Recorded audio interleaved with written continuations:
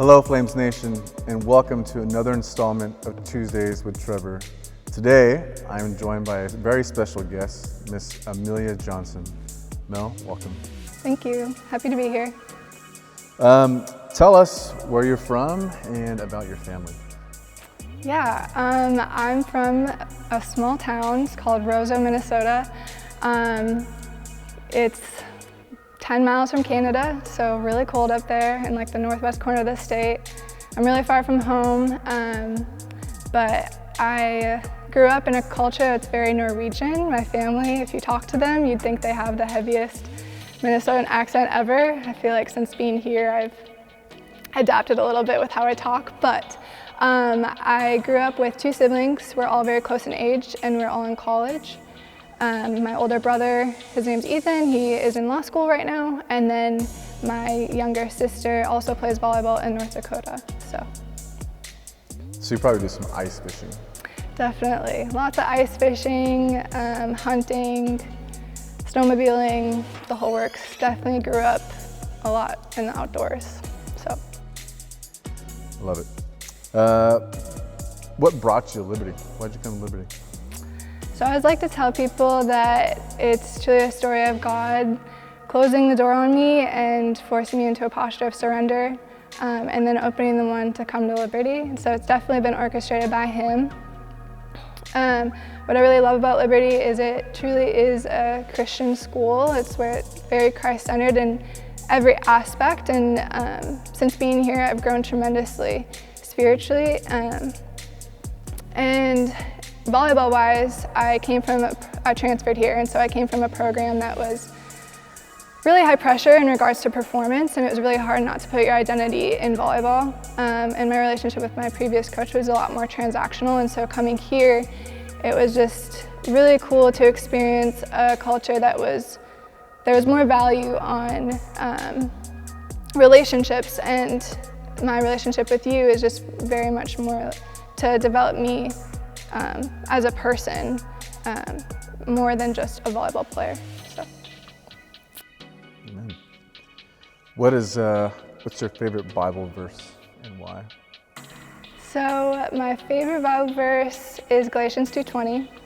It says, "My old self has been crucified with Christ. It is not I who live, but Christ who lives in me.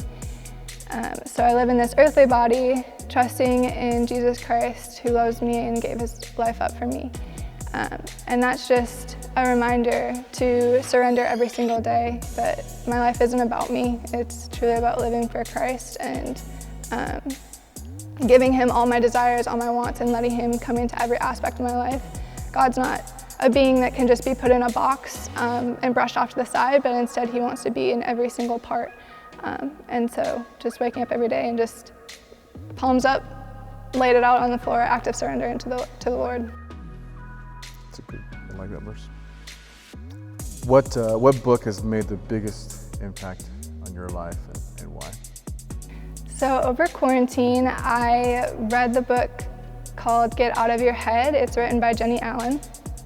And she just talks about the spiritual battle that happens between our ears, and talks about how it's really easy to, if you're not careful, your thoughts and emotions can go down spirals, and that can affect your behavior, it can affect your relationships, and it also affects the way you view God.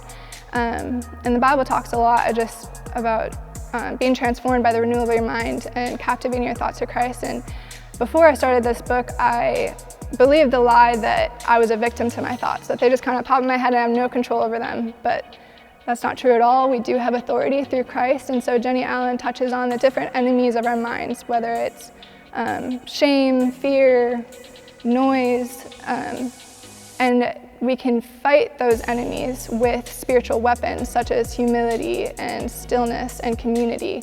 And so it truly gave me the tools to battle my thoughts and instead refute the lies with truth. And that's impacted even volleyball as well, because it's such a mental game. And so I've learned how to just channel back to truth always. Last question. For those that don't know, Amelia just recently got engaged. Can you share with us how that all went down and how you got engaged. Yeah, so I'm engaged to a basketball player here. His name's Blake. I met him over summer bridge. Was not looking for a boyfriend by any means, so it's definitely God orchestrated as well. He's a total man of God, and it's really cool that we're both athletes too, because we definitely motivate each other to work hard and set goals. And he's like my biggest fan out in the stands. I always play best when he's there. And he proposed this summer. I was totally surprised because he definitely played it off like it would be a while, but we're both really excited, and it's been cool with us both being at Liberty. We've definitely been poured into by just all the different coaches and peers, and just being at Liberty in the Christ-centered environment has been huge in our relationship to make that Christ-centered as well. And so, yeah, we're pumped, getting married in June. He's a great guy. He is a great guy. Until next time, go Flames.